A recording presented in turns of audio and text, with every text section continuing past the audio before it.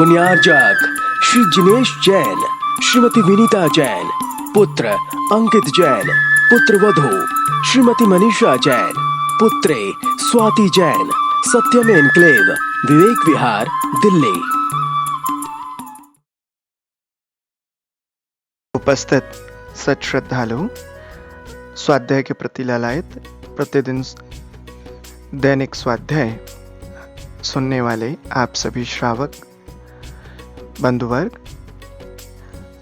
महानुभाव, आज विद्यावसु श्रावकाचार नामक ग्रंथ के 31वें नंबर की गाथा को हम लोग सुनेंगे, समझेंगे।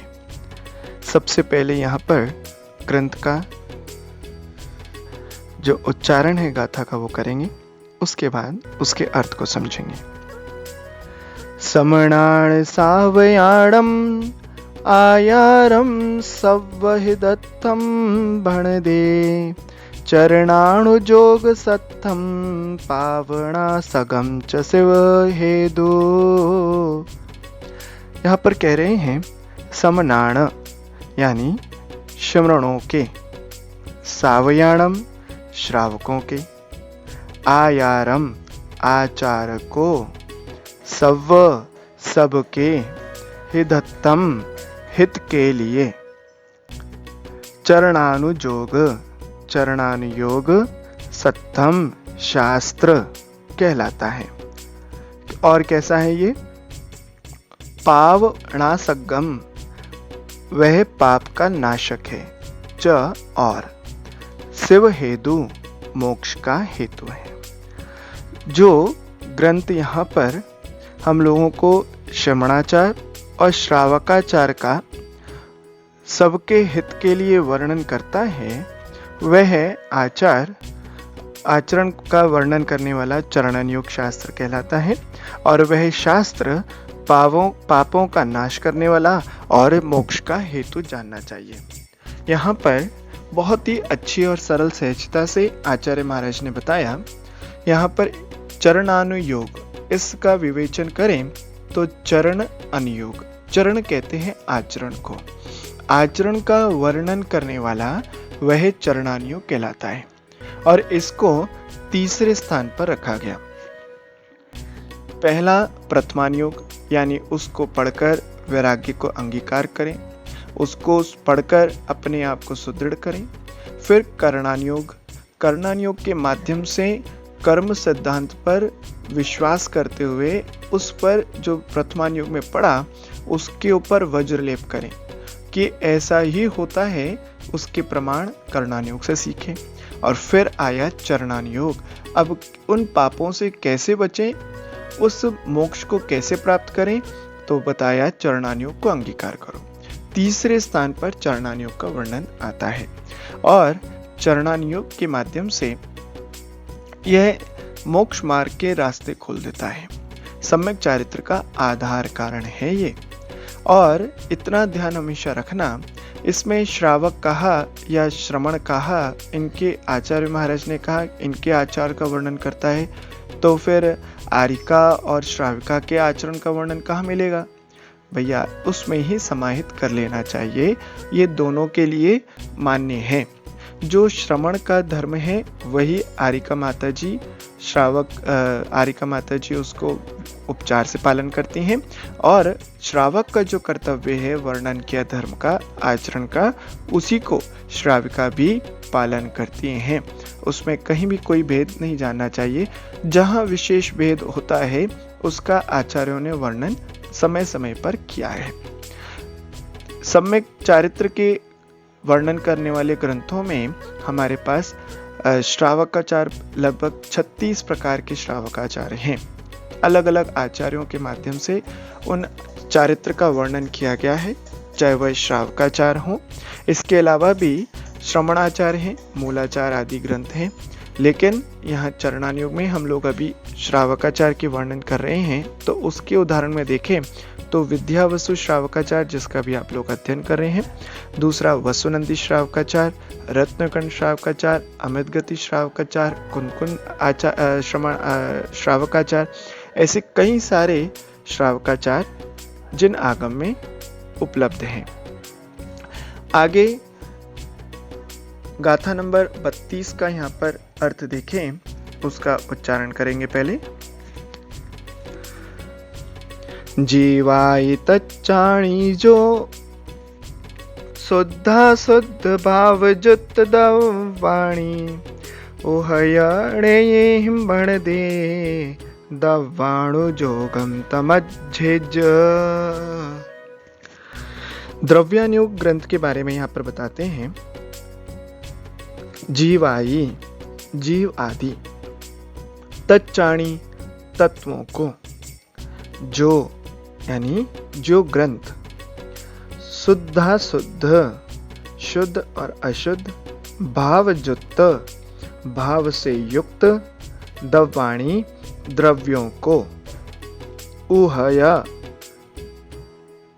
अणेहिम निश्चय से नए से, भणदे कहता है, दवाणु जोगम द्रव्यानुयोग का, तम उस, अज्झेज अध्ययन करना चाहिए।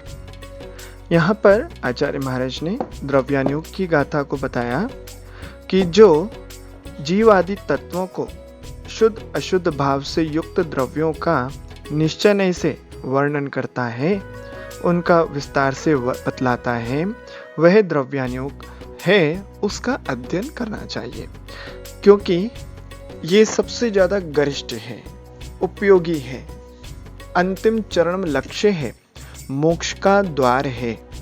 इसके माध्यम से जीव भेद और विभेद को जानता है, प्रभेदों को जानता है और भेद विज्ञान को अंगीकार करता हुआ वह आत्मा अलग, शरीर अलग की उस अमूल्य निधि को प्राप्त कर लेता है, जिसके लिए प्रत्येक सम्यक दृष्टि जीव लालायित रहता है, जिसके लिए प्रत्येक भव्य आत्मा प्राप्त करना चाहता है। उस अनादि काल की संतति को तोड़ने के लिए ही द्रव्यानुयोग कारगर सिद्ध होता है। लेकिन याद रखना, ये जिस तरह से बाल अवस्था में सीधा सीधा गरिष्ठ भोजन नहीं खिलाया जाता, प्रारंभ में खिचड़ी खिलाई जाती है, उसको दाल का पानी पिलाया जाता है, फिर धीरे धीरे उसको अन्य अन्य और गरिष्ठ पदार्थ खिलाकर फिर रबड़ी आदि खिलाई जाती है। ऐसे ही हम लोगों को भी जो श्रावक जन हैं और जो मुनि जन हैं, वह पहले प्रथमानुयोग का अध्ययन करते हैं, उससे वैराग्य से ओतप्रोत होते हैं, फिर कर्णानुयोग, फिर चरणानुयोग और फिर जाकर अंत में रबड़ी की तरह वह गरिष्ठ भोजन द्रव्यानुयोग का स्वाध्याय अध्ययन करना चाहिए। और कई आचार्यों ने तो यहाँ तक कह दिया कि द्रव्यानुयोग तो बिना गुरु की संगति के पढ़ना ही नहीं चाहिए, बिना गुरु के निर्देश के पढ़ना ही नहीं चाहिए। इसलिए श्रावक को, चाहे वह मुनि हो, यदि योग्यता नहीं है तो उसे द्रव्यानुयोग को कम से कम गुरु आज्ञा के बिना नहीं पढ़ना चाहिए, और जब अनुमति मिले तो उन्हीं के निर्देश में, उन्हीं की संगति में उसका अध्ययन करना चाहिए। इस जीव आदि तत्वों का वर्णन करने वाला ये 6 द्रव्यों की चर्चा इसमें होती है, इसलिए द्रव्य अनुयोग इसका नाम ही अपने आप में बताता है। द्रव्य यानी जो 6 द्रव्यों का वर्णन करे, उस अनुयोग को, उन शास्त्रों के विभाग को द्रव्यानुयोग कहते हैं। इस ग्रंथ में, इस अनुयोग के विभाग में समय सार, प्रवचन सार, नियम सार, आत्मानुशासन आदि अनेक ग्रंथों का समायोजन है, और वह आज वर्तमान में उपलब्ध भी हैं। श्रावक जन और मुनिजन उसका अध्ययन अपनी शक्ति अनुसार करते हैं। यहाँ पर इस प्रकार से 32वां काव्य पूर्ण हुआ, और 33वां काव्य 33वीं गाथा, वह उन ग्रंथों की उपयोगिता को वर्णन करते हैं।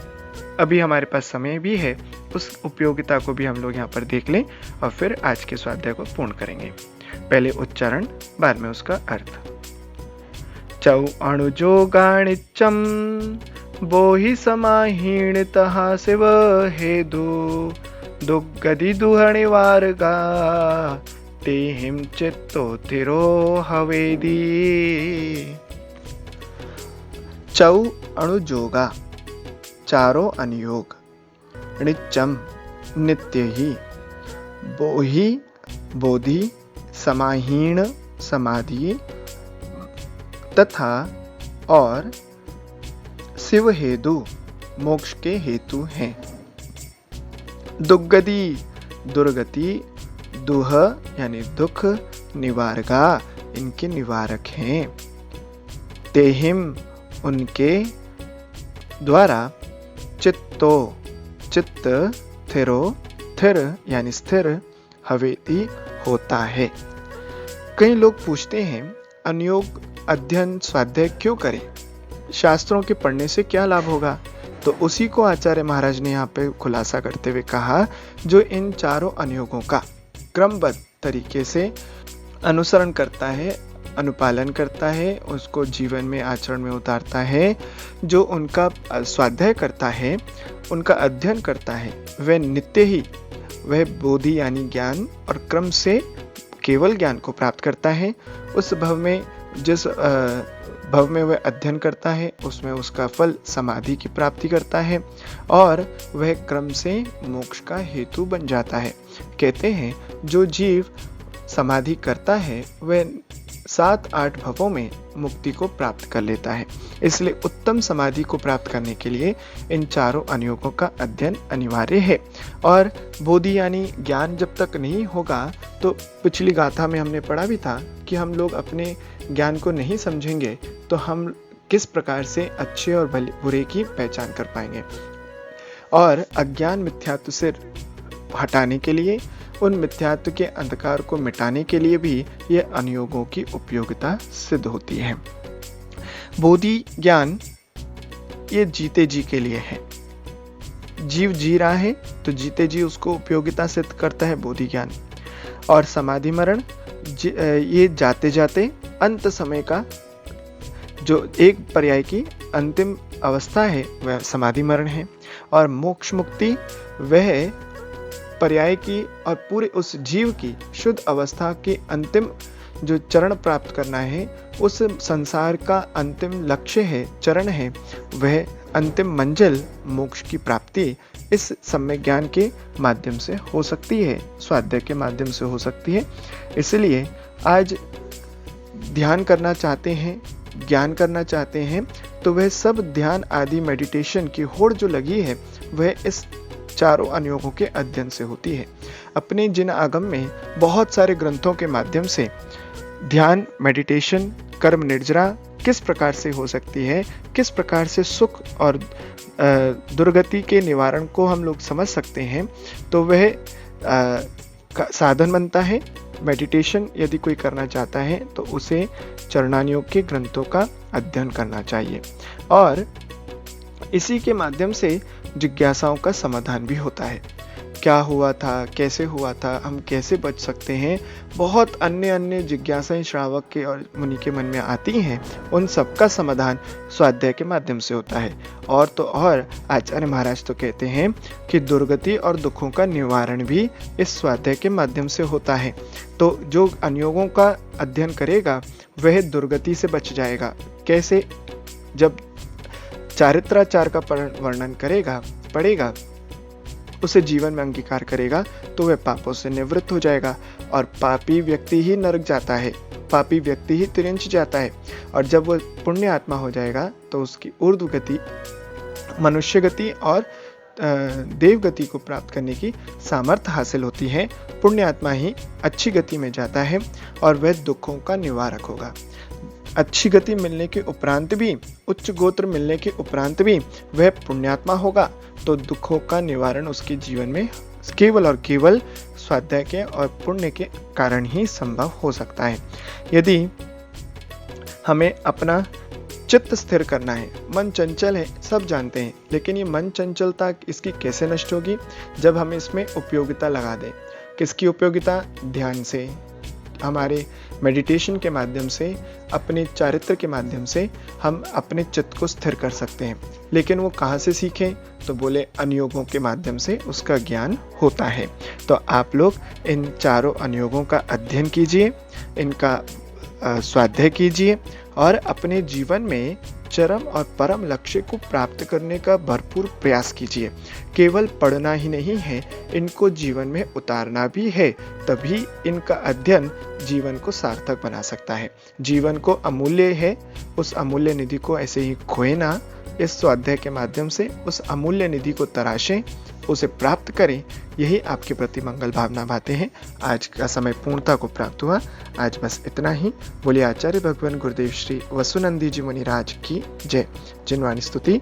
जिनवाणी के ज्ञान से सूझे लोकालोक, सो वाणी मस्तक धरूं सदा दे तो दुख। हे जिनवाणी भारती तो हे जपो दिन रैन, जो तेरी शरणा गए सो पावे सुख चैन। द्वादशांग में जिनवाणी माता की जय। पुण्यार्जक श्री जिनेश जैन, श्रीमती विनीता जैन, पुत्र अंकित जैन, पुत्र वधू श्रीमती मनीषा जैन, पुत्रे स्वाति जैन, सत्यम एनक्लेव, विवेक विहार, दिल्ली।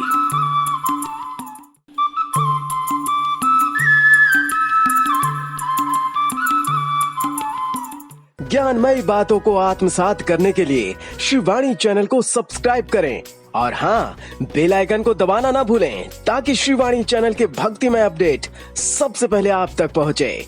जय जिनेंद्र।